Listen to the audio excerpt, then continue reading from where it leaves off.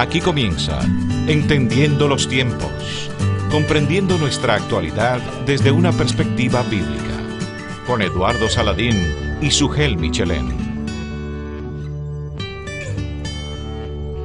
Gracias por estar con nosotros en su programa Entendiendo los Tiempos. Sugel, ¿cómo te encuentras? Muy bien y muy contento de tener aquí a dos invitados especiales en la mañana de hoy. Eliani Franco y Tony Flaquer. Sí. La semana pasada estuvimos hablando acerca de una perspectiva bíblica acerca del divorcio. El divorcio es una realidad, no es el diseño de Dios para el matrimonio, que ese matrimonio sea interrumpido, que ese pacto sea cortado, pero es una realidad fruto del pecado. Y la pregunta que nos hacemos, ¿y después del divorcio qué? ¿Podemos estar destruidos, golpeados en un sentido con el divorcio, pero tenemos que seguir adelante?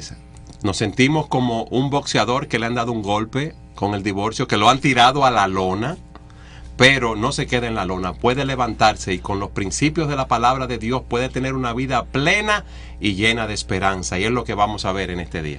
Queremos recordar a las personas que nos escuchan por Radio Trinidad, así como los que nos ven por internet, que pueden enviarnos sus preguntas a entendiendolt@gmail.com. Si tienen alguna inquietud o pueden comunicarse con nosotros a través del Twitter, nuestra cuenta de Twitter que es @entendiendolt. Esta semana, este sábado 25, tenemos una conferencia que se llama así, se titula así, Divorciado pero no destruido, donde vamos a ver los principios bíblicos para nosotros seguir adelante después de un divorcio y tener esperanza. Y hemos traído a Eliani y a Tony, que están con nosotros, para compartir sus experiencias. Eliani, tú tuviste un divorcio ¿hace cuántos años? 20 años. Y en ese divorcio, en ese proceso, ¿qué cambios tuviste en tu estilo de vida? La vida le cambia totalmente. Realmente, desde las dinámicas propias del hogar, emocionalmente. ¿Tú trabajabas antes del divorcio? En el momento de mi divorcio no estaba trabajando. Entonces luego del divorcio tuviste que empezar a trabajar. Tuve que empezar a trabajar y las adaptaciones que tenía que hacer entonces con los hijos y ver cómo podía seguir cumpliendo con mi rol de madre, al cual estaba a tiempo completo, y entonces también tener que proveer para mi familia. ¿Qué edades tenían los muchachos en esa época, Eliani? Tenía 11 años, 10 años, 3 años y 1 año. Wow. Y en el aspecto emocional, ¿cuál fue la parte que más te afectó? La depresión, la soledad, la carga de tener que educar a tus hijos tú sola. Háblanos de eso. Fue de todo un poco. Realmente yo me casé pensando que era para toda la vida. Amaba a mi esposo, fue mi primer novio, mi único novio, el padre de mis hijos, tenía todas mis esperanzas de toda mi vida puestas en él. Y entonces es como si a uno le quitara la vida. Uh-huh. Y realmente es natural porque el matrimonio, las dos personas se unen para ser uno, y entonces romper algo que es contra de ese diseño de Dios es muy doloroso realmente. ¿Tú no conocías al Señor en esa época cuando vino el divorcio o sí? Sí, ya lo conocía, pero Dios, que es infinitamente sabio, Él trata con cada uno de nosotros de manera particular y de acuerdo a nuestras necesidades, porque luego yo entendí, y aún cada vez estoy entendiendo más, de que sí, el matrimonio es todo eso, son una sola persona, o sea, forman una unidad y uno puede amar con todo su corazón, con todas sus fuerzas, pero eso de que yo sentí que se me fue la vida, nuestra vida es Cristo, nuestra vida es Dios, y sí es natural, pero hay que entender que aunque uno tenga una pareja, un compañero, una compañera, Dios está en su lugar y realmente Él es que nosotros necesitamos para vivir, es a Él. Sí. El primer impacto en el divorcio es muy fuerte. Es como cuando tú pegas dos maderas con una cola muy fuerte. Cuando tú tratas de despegar esos dos pedazos de madera, queda una parte de la madera en la otra, quedan astillas, hay un desgarramiento, y en ese proceso eso es lo que sucede. Es como tú dices, tú te casaste, hiciste un pacto en la presencia de Dios para pasar toda la vida con tu ex cónyuge, y de repente viene esa situación la cual hay que enfrentar. Pero tú sabes que muchas personas no tienen a Jesucristo en sus vidas y no saben cómo enfrentar esa situación. Tony, en relación al caso tuyo en tu divorcio, ¿cuál fue la parte que más te afectó, ya sea en el cambio de estilo de vida o en el aspecto emocional? Yo diría que el aspecto emocional fue lo que más me impactó a mí, porque yo tenía un hogar, ¿entiendes? Entonces de repente me encuentro que no tengo un hogar. No puedo ver diariamente a mis hijos. Eso para mí fue muy fuerte. O sea, realmente es como dijo Eliani, es una ruptura que ocurre en la vida de uno. Es una fracturación de la vida de uno.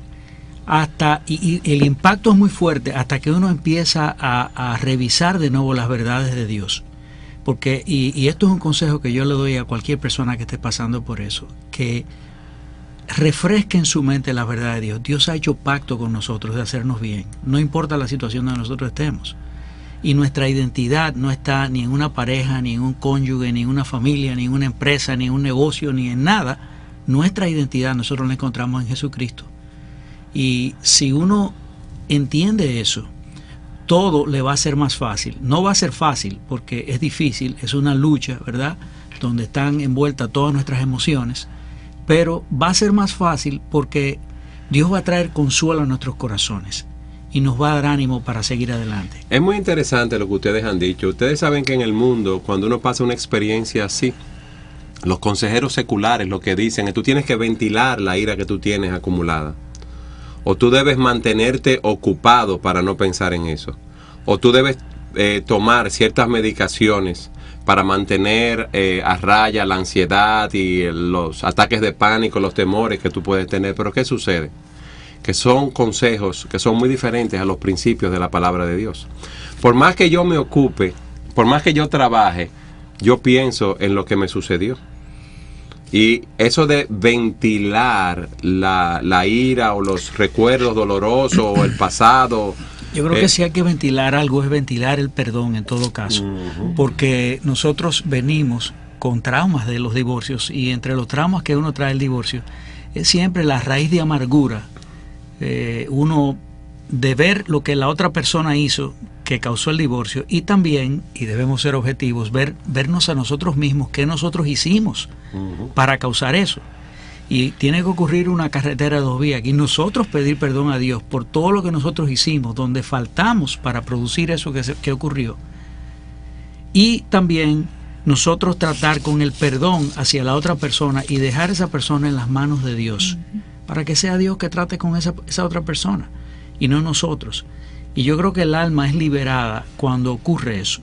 Muchas personas arrastran angustias en los procesos de divorcio porque no ocurre esa transacción de perdón y de liberación en ese sentido.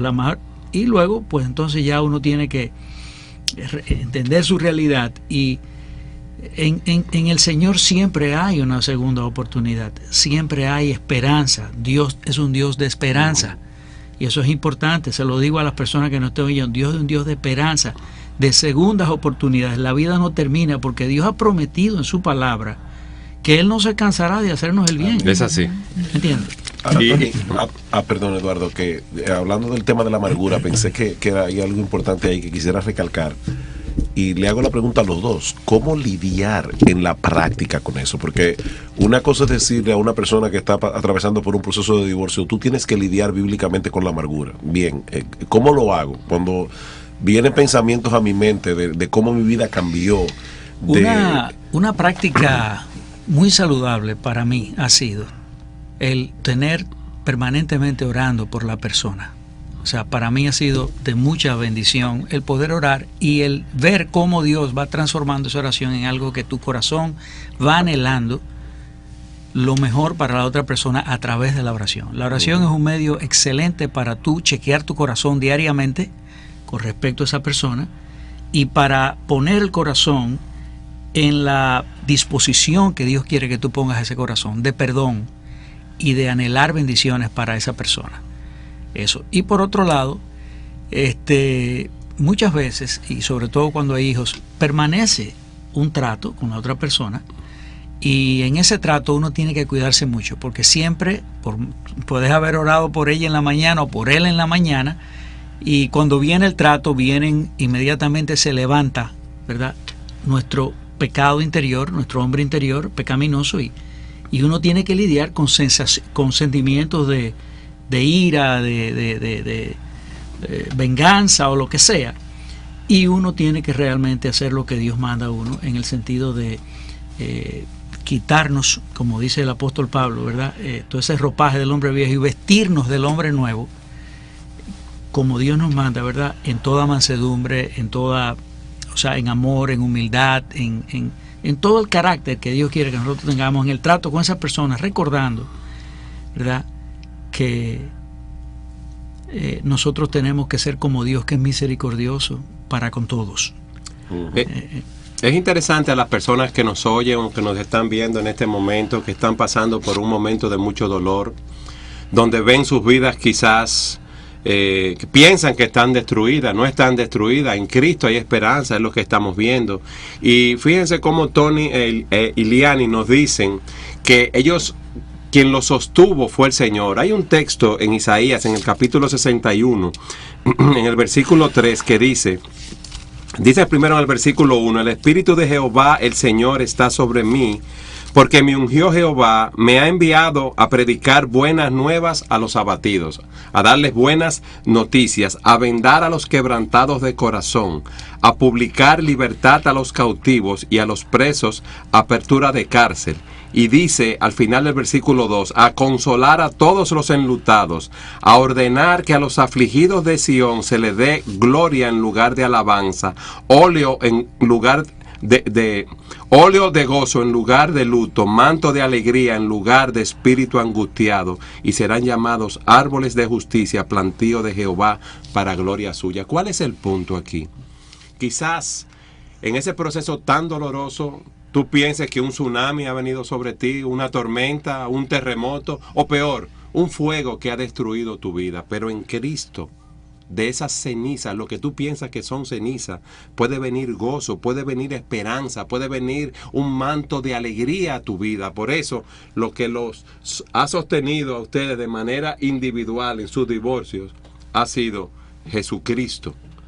Y dice la Escritura que fuera de Él no tenemos ninguna fuente de consuelo, porque solamente siguiendo los principios de Él en su palabra es que podemos salir adelante. Pero fíjense, no salir adelante con resignación, sino salir adelante, como tú decías, Tony, con esperanza. Amén. Yo quería agregar a la pregunta del pastor Sugeli, y completando la misma idea, estoy de acuerdo con lo de Tony, agregar que orar y llenar nuestra mente con las promesas de Dios y la palabra de Dios.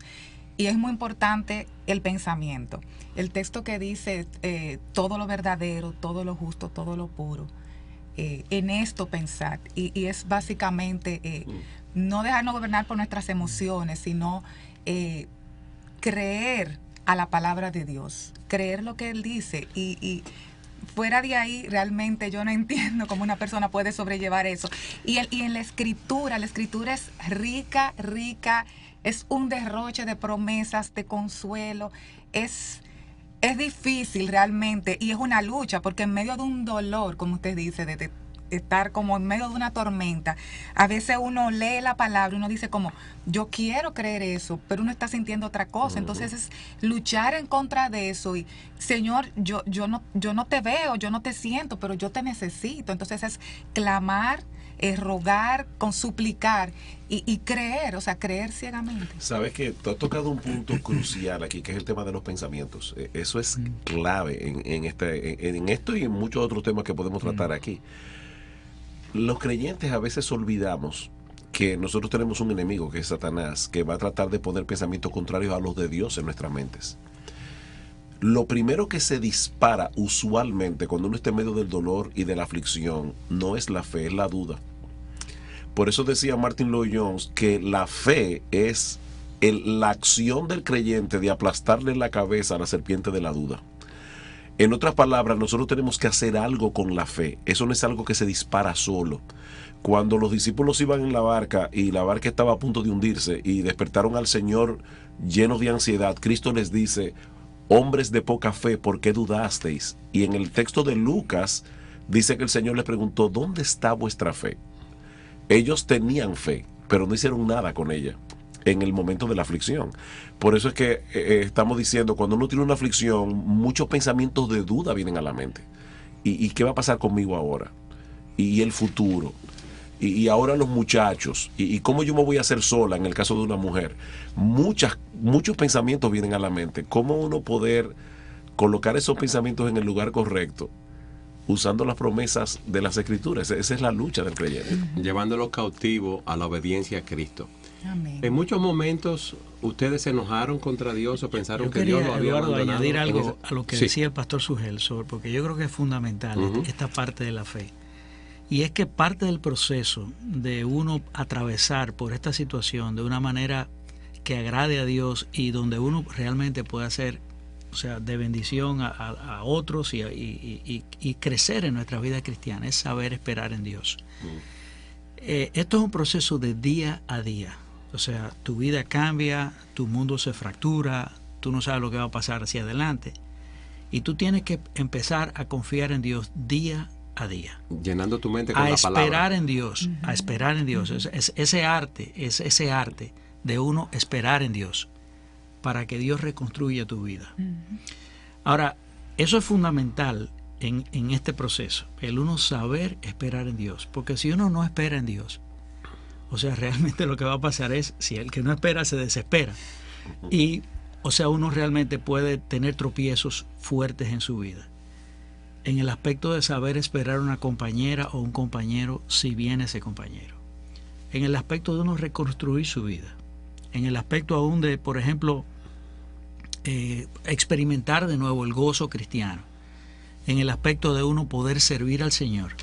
Uno tiene que esperar en Dios, como dice el salmista, que dice, como el siervo mira la mano de su Señor y la sierva mira la mano de su señora, así nosotros esperamos en Jehová hasta que Él tenga de nosotros misericordia. Es muy sí. Termina. Entonces, yo creo que eso es muy, muy importante. Ahora, para esperar en Dios, es imprescindible y necesario, y eso es parte de las cosas buenas que le pasan a uno. Uno tiene que aferrarse a Dios y a conocer a ese Dios y a ver el carácter de ese Dios. Pero de ese punto de cómo esperar en Dios y cómo ejercitar nuestra fe, cómo llenar nuestra mente de la palabra para nosotros poder enfrentar las dudas, los temores que vienen, vamos a continuar hablando en nuestro próximo segmento. Siga con nosotros en su programa Entendiendo los Tiempos.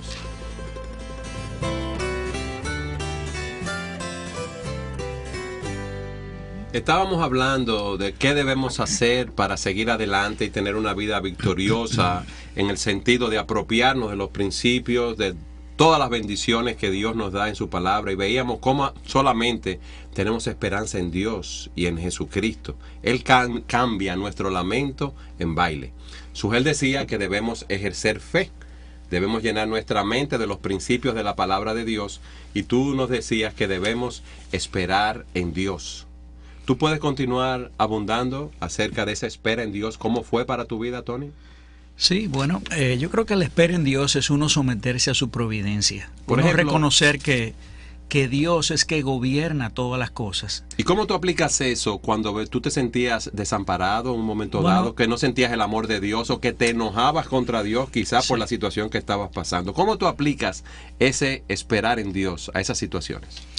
Bueno, es importante que uno en ese momento, en vez de huir de las Escrituras, uno se acerca a las Escrituras, busque del Señor y tenga un trato más íntimo con Dios, porque de eso va a depender todo de ahí en adelante. Tony, ¿qué significa O sea, un trato más íntimo con Dios? Quiero decir que tú, o sea, vayas a las Escrituras, trates de conocer más a Dios, de conocer más el carácter de Dios. Yo les recomiendo a las personas que estén pasando por una situación como esta, que lean sobre los atributos de Dios. Que lean sobre, ahí en los atributos de Dios vamos a ver la bondad de Dios, la misericordia de Dios, la inmutabilidad de Dios.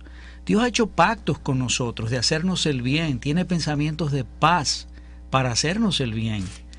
Y es importante que nosotros, fíjate, porque nosotros caricaturizamos muchas veces a Dios y lo ponemos como si fuera un hombre. Pero es que Dios es un Dios perfecto, perfectamente santo, perfectamente justo, misericordioso en manera infinita. Ha hecho un compromiso con nosotros, no solamente de salvarnos, sino de hacernos el bien durante todo el tiempo de nuestras vidas. Pero ¿cómo tú conjugas la bondad de Dios y verte solo viviendo en un apartamento separado ya de la que era tu esposa y de tus hijas? Yo quiero que tú me expliques eso de una manera Bueno, práctica. mira, hay cosas que uno no entiende el por qué. No siempre uno lo entiende. Muchas veces yo me lo pregunté, ¿y por qué? Y yo no tengo la respuesta de por qué. Yo solamente sé una sola cosa, que en eso que a mí me ocurrió, Dios trabajó conmigo para mi bien. Eso no fue un accidente, una casualidad. ¿Cómo como trabajó alguien para puede mi bien? pensar. No sé. Eso no estoy diciendo que sea bueno que una persona pase por una experiencia como esta, porque es una experiencia desagradable, no se la deseo a nadie y es el fruto del pecado.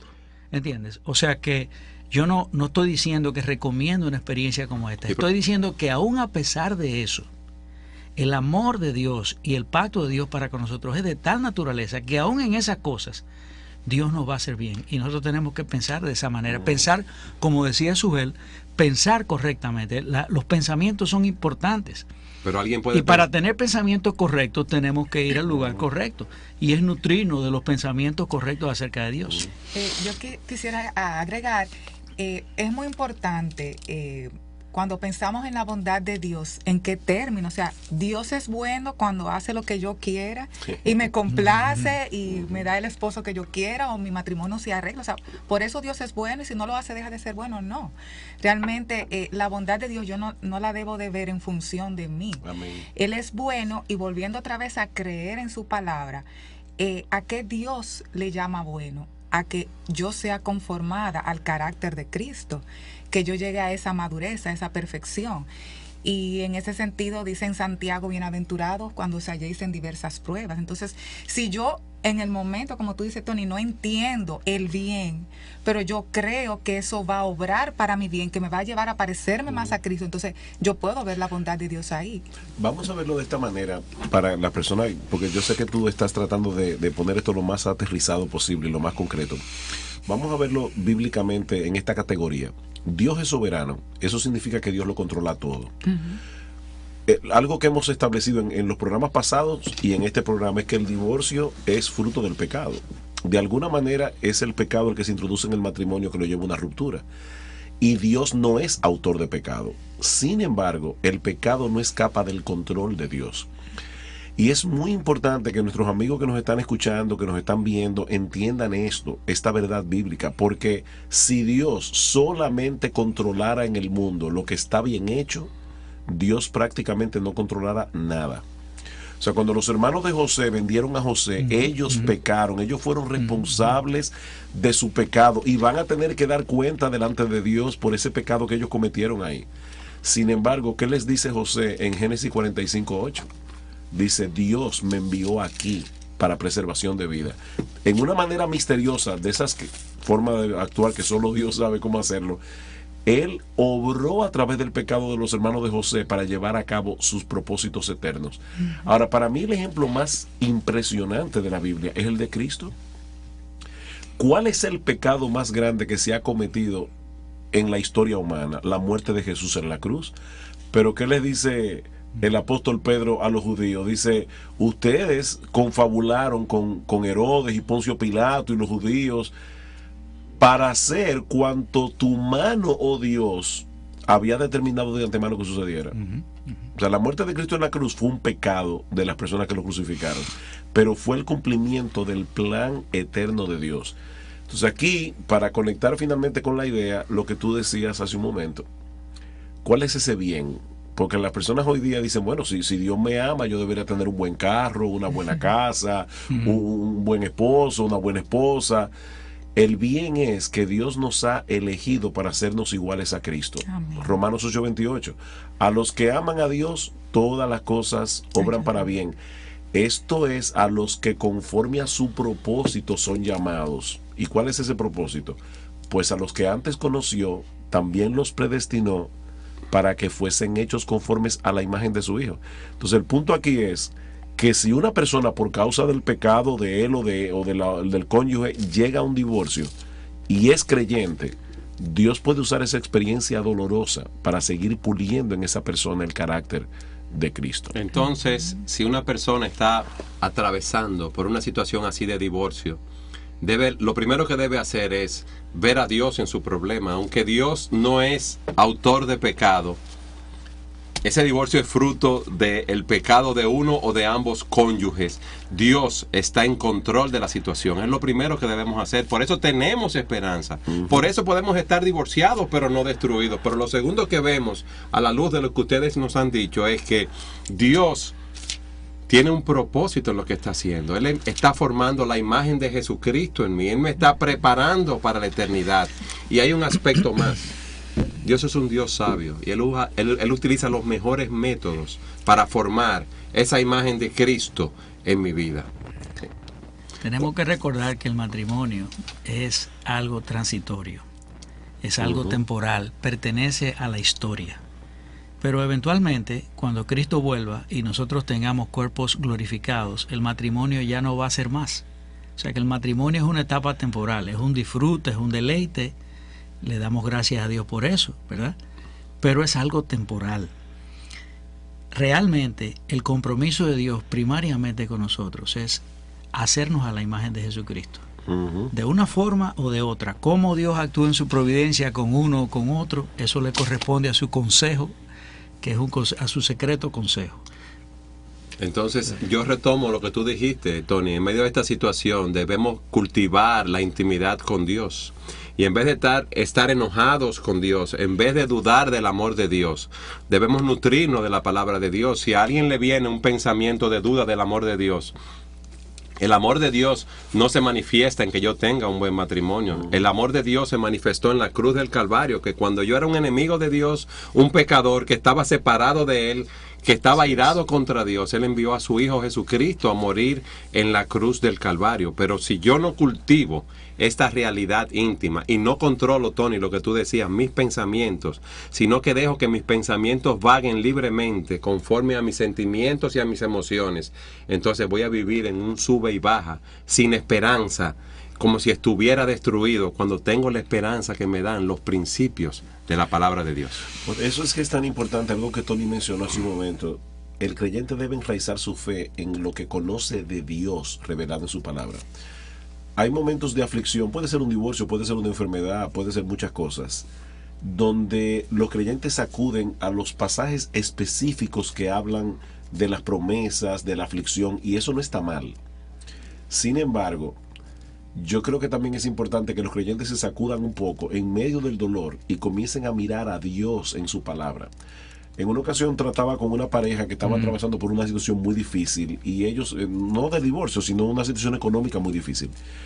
Y estaban todo el tiempo yendo a los salmos y buscando los pasajes de los salmos que hablan del consuelo de Dios. Y yo les decía, miren, está muy bien que vayan a los salmos, y porque por favor que nadie me malentienda aquí. Es genial que nosotros tengamos un libro como los salmos para momentos como estos. Pero cuando tú te limitas a eso y te enfocas únicamente en eso, es como rumiar todo el tiempo. Yo tengo un problema, yo tengo un problema, yo tengo un problema. Uno tiene que sacudirse de eso y estudiar la persona de Dios. Moisés se sostuvo viendo al invisible. Amén. Y Dios se revela en su palabra. Qué bueno cuando un creyente siente, como tú decías al principio del programa, que le han quitado el piso de abajo, y uno recuerda que Dios es inmutable, que Dios está sentado en su trono, que Dios se compadece de sus hijos, que Dios es misericordioso, que Dios es bueno. El recordar los atributos de Dios es el ancla en la que el creyente realmente amarra su fe. Amén. Amén. Yo quiero tocar un aspecto más.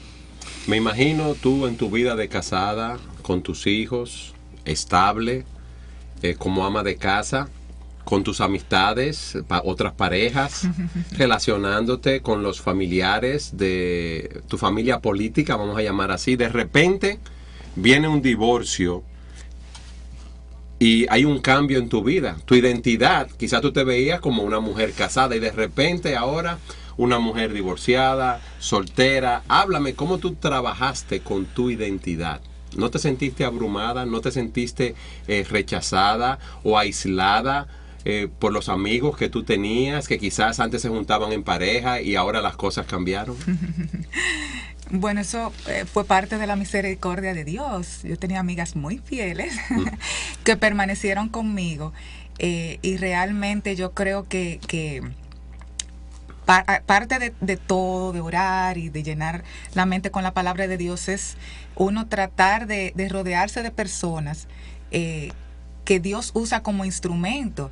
Y yo tengo amigas que fueron de gran ayuda, porque siempre cuando yo estaba en baja, traían palabra, me llamaban simplemente para leerme un texto. Entonces, en ese sentido, no me sentí como afueriada, como decimos en dominicano.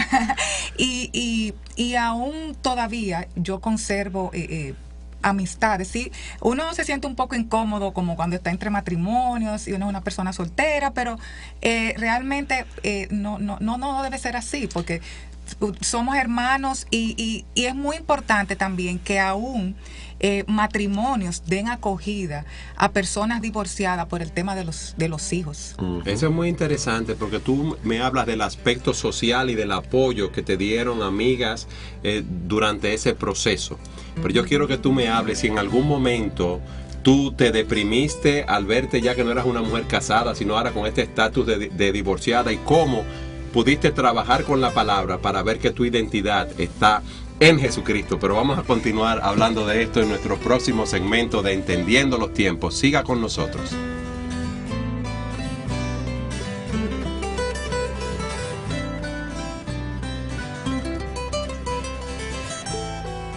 Queremos recordar a la persona que nos escuchan, que nos ven a través de la internet, pueden escribirnos a entendiendolt@gmail.com. Nos acaba de llegar hace un rato un saludo desde Estocolmo, Suecia. Una hermana que dice: los escucho siempre. Eliani, en el segmento anterior estuviste hablando del soporte que las amistades te dieron y se me ocurrió una pregunta. ¿Qué consejo tú le darías a las amistades de una persona que está atravesando, una mujer que está atravesando por un divorcio? ¿Qué consejo tú, que pasaste por esa experiencia, le darías a las amigas de esa persona de cómo poder ayudarla en este momento? La palabra de Dios, que siempre le ministren con la palabra de Dios y que no le den falsas esperanzas, porque la gente tiende a decir, no te preocupes, tú vas a conseguirte un esposo, Dios te va a dar un esposo, o no, Él va a volver, Él se va a arreglar. Entonces, no podemos darle una esperanza que no sabemos. O sea, nuestra esperanza está en Cristo y como ustedes decían ahorita, o sea, centrar en Dios, en su naturaleza, en quién es Él y en sus promesas. También hablábamos de la identidad, tu estatus. Ahora ya no eres una mujer casada, sino divorciada, soltera. ¿Cómo manejaste esto? Mi identidad no es casada, divorciada, soltera. Mi identidad es que soy hija de Dios. Amén. Y eso es lo que me define. Y lo maravilloso de eso es que eso nunca va a variar, va a permanecer por la eternidad. Amén. Si alguno está en Cristo, nueva criatura es. Las cosas viejas pasaron, aquí, todas son hechas nuevas. O sea que no importa que una persona sea soltera, casada, viuda, divorciada, su identidad no viene dada por esta condición, viene dada por lo que es en Cristo. Un hijo de Dios ha sido adoptado en la familia de Dios, coheredero con Cristo de todas las bendiciones celestiales, y algún día estará en gloria con Jesucristo, porque como decía Tony, el matrimonio, la familia, el trabajo, todas esas son cosas de este presente, cosas que van a pasar, y lo único que va a permanecer es Dios y su palabra.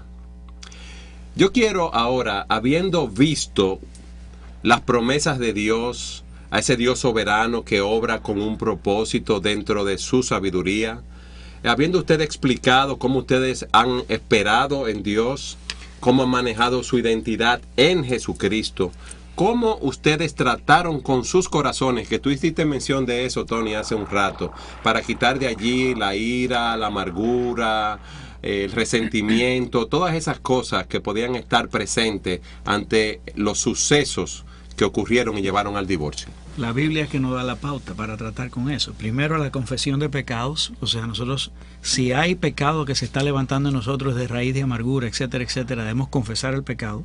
Tony, perdóname que te interrumpa. Me dicen que hay una llamada y queremos tomarla ahora. Adelante. Para poder contestarla. ¿Tú la puedes tomar, Suel? Sí, adelante. Adelante.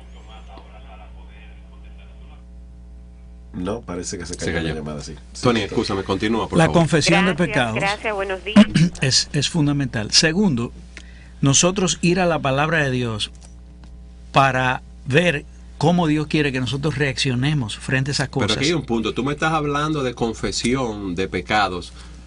¿No debemos primero hacer un autoexamen de dónde yo he faltado? Claro, obviamente. Eso es, la confesión de pecados es el fruto del autoexamen. Si tú no te examinas, no vas a confesar pecados. Pero hay un punto, Tony. Uno tiene un alto concepto de sí mismo, Sí. y uno no piensa de sí con cordura. Y generalmente, pero tú vas a la palabra y la palabra te arregla la plana inmediatamente. Entonces, lo primero, no, ir a la fíjate. palabra. O sea, obviamente, la confesión de pecado, estoy hablando de un creyente, está tratando, lidiando. La palabra es importantísima y los pensamientos correctos son muy importantes. El proceso de nosotros eliminar los pensamientos pecaminosos e incorrectos y vestirnos de ese hombre nuevo de que habla Colosenses. O sea, la Escritura presenta un quitarte un hábito viejo de malicia, de maldad, de chismes, de pecado, de ira, de celos, y de tú vestirte de ese hombre nuevo. Y eso ocurre tú en contacto con la palabra de Dios, viendo cara a cara a Jesucristo, como dice Colosenses, y siendo transformado de gloria en gloria a través de uno ver la palabra. Entonces lo primero que debo hacer es ver la palabra. Fundamental para una persona sobrevivir una situación como esta, lo primero es que se aferre con los dientes y con las uñas a la palabra de Dios. Entonces lo primero... Eso es fundamental, y eso no solamente para el divorciado, eso para todo creyente. Esa es la vida nuestra.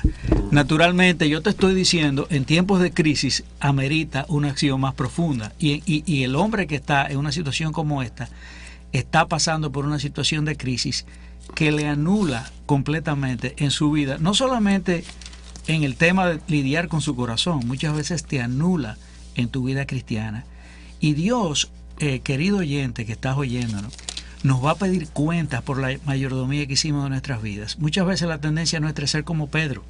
Negó a Cristo y fue a pescar, dejó el cristianismo y se metió en el negocio de nuevo. Y muchas veces personas como nosotros pasan por situaciones como esta y abandonan su servicio al Señor completamente. No se ponen a la disposición de Dios.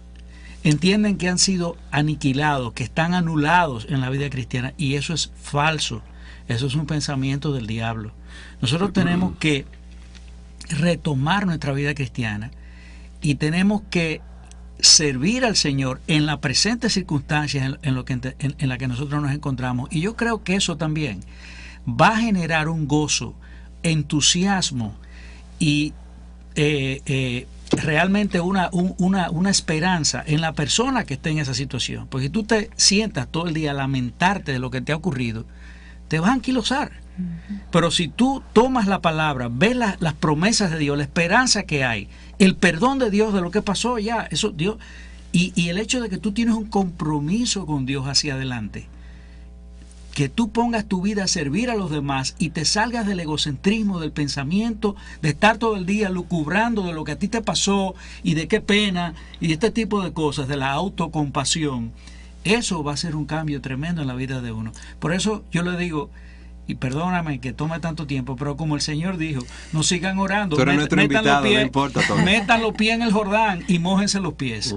Esa es la... Si alguien nos está oyendo, a la luz de lo que tú nos has dicho, Tony, entonces lo primero es hacer un autoexamen, como dice el salmista. Examíname, oh Dios, y conoce mi corazón. Pruébame y conoce mis pensamientos, y ve si hay en mí camino de perversidad, y guíame en el camino eterno. Ver mi situación, ver mis pecados, confesar esos pecados. Ahora, ¿basta solo con confesarlos a Dios, o debo ir donde las personas a quienes yo he hecho mal y pedirle perdón? Hacer restitución. Hacer restitución. Yo creo que sí. En el caso de personas que tienen, porque fíjate, en todos los matrimonios del mundo hay pecados. Ahora, hay pecados que fueron, digamos, instrumentales en la fractura de un matrimonio, porque tú no le vas, a lo mejor, o sea, si tú te pones a ver los pecados de tu vida y tu matrimonio, va a haber muchas cosas que tú vas a ver malas, pero realmente fueron mis pecados instrumentales, fundamentales en la ruptura de ese matrimonio. Si es así, si eso fue así, es absolutamente necesario e imprescindible que esa persona vaya y pida perdón por haber sido el causante principal de una ruptura en un matrimonio. Tony, eso que tú nos estás diciendo es algo sumamente importante y vital, y quiero que en el próximo segmento continúes hablándonos acerca de esto, de cómo tú trataste con tu alma contigo y cómo Dios te sanó en ese proceso. Siga con nosotros en su programa Entendiendo los Tiempos.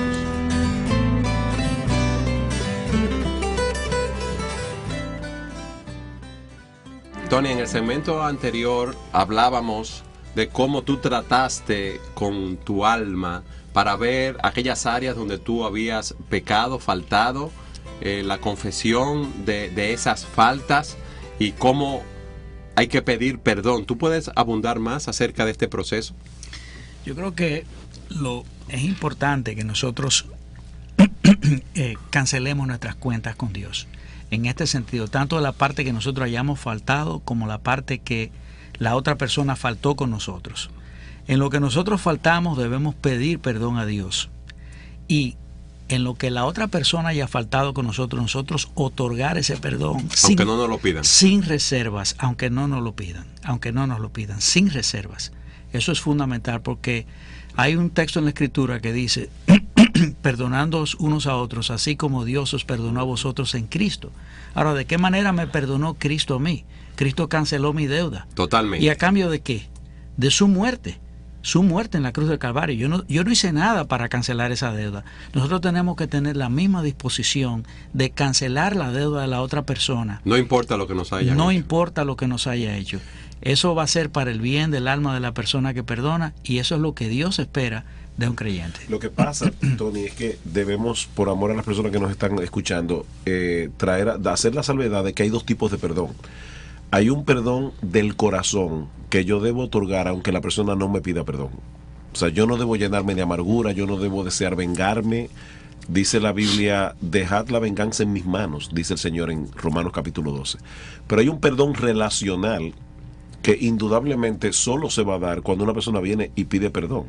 O sea, cuando la persona no viene a decir, lo siento, perdóname, yo pequé contra ti, hay una desconfianza que todavía permanece. Y yo digo esto porque cualquiera se puede sentir convicta de pecado sin necesidad, pensando, bueno, pero es que todavía yo no me atrevo a acercarme a esta persona porque me hirió, me ofendió y no me ha pedido perdón. Esa persona debe perdonar en el corazón sin que la persona que pecó contra ella le pida perdón. Pero definitivamente hay una situación relacional allí que no ha sido restaurada porque no ha habido arrepentimiento. La palabra dice, en lo que esté de vosotros, estad en paz. Exacto. Con todos. Lo nuestro es perdonar y tratar nosotros de poner, ¿verdad?, tender el puente para una buena relación. No siempre se puede, pero tenemos que estar tranquilos delante de Dios de que nosotros hicimos lo que tuvimos que hacer para que eso sucediera. Sí, por eso es que la palabra dice en Romanos 12, mientras dependa de ti, trata de estar en paz con todos los hombres, pero a veces no depende de ti. A veces no se puede. Exacto. Nos llegó una pregunta para Eliani. ¿Cómo pudo manejar el proceso de crianza de sus hijos sola? Tú sabes que muchas veces los hijos piensan que ellos fueron los culpables o los causantes del divorcio. Se sienten inseguros por lo que ha sucedido. Ya no tienen una familia unida donde papi y mami están con nosotros. ¿Cómo tú manejaste eso, Eliani? Hay que separar las dificultades que uno tenga con el cónyuge, con el ex cónyuge, y tratar de no adentrarse uno mismo en su situación, en su dificultad aflictiva, porque esa es la tendencia natural y entonces se descuida la atención a los hijos. Y hay que, con la ayuda del Señor, con la gracia y con su Espíritu, hay que sobreponerse a eso, porque realmente ellos, en ese momento, ellos necesitan muchísimo. Y hay un texto que yo creo que responde a esa pregunta, y es Salmos 19, donde dice, la ley del Señor es perfecta, que restaure el alma. Los mandamientos del Señor, el testimonio del Señor es seguro, que hace sabio al sencillo. Los preceptos del Señor son rectos, que alegran el corazón. El mandamiento del Señor es puro, que alumbra a los ojos. Yo creo que todo lo que nosotros necesitamos, restauración del alma, sabiduría, el gozo y que el Señor nos ilumine para tomar una decisión en todo momento, pero con los hijos hay que prestarle atención, no podemos descuidarlos, llenarlos también de la palabra de Dios, orar por ellos, dedicarles tiempo. Y también es muy importante, ya a medida que va pasando el tiempo, como ya ellos van a vivir en un hogar dividido, y para que ellos en su formación aprendan, sobre todo si son pequeños, cómo funciona un matrimonio, viene ahí otra vez lo de la parte social, o sea, que ellos puedan, como familia, puedan compartir con otras familias para que ellos vean cómo funciona un matrimonio. Ya ellos no van a tener el modelo masculino. Entonces, si ellos se ponen en contacto con otras familias donde ven cuál es el rol del hombre, cómo funciona, eso les ayuda mucho. Qué bueno. Y una parte importantísima que hay aquí es que ambos cónyuges no llenen el corazón de los hijos de rencor contra la otra parte, porque eso pasa mucho. Los padres ya divorciados entonces quieren tratar de atraer a los hijos hacia ellos, hablándoles mal del otro o de la otra, y eso es terrible porque le están haciendo daño a sus Hay hijos. una predisposición, lo predisponen y también lo utilizan como espía. ¿Qué pasó cuando tú fuiste a casa de tu papá? ¿Qué pasó cuando tú fuiste a casa de tu mamá? Pero el tiempo se nos ha ido. Gracias por estar con nosotros. Nos vemos en nuestro próximo programa de Entendiendo los Tiempos.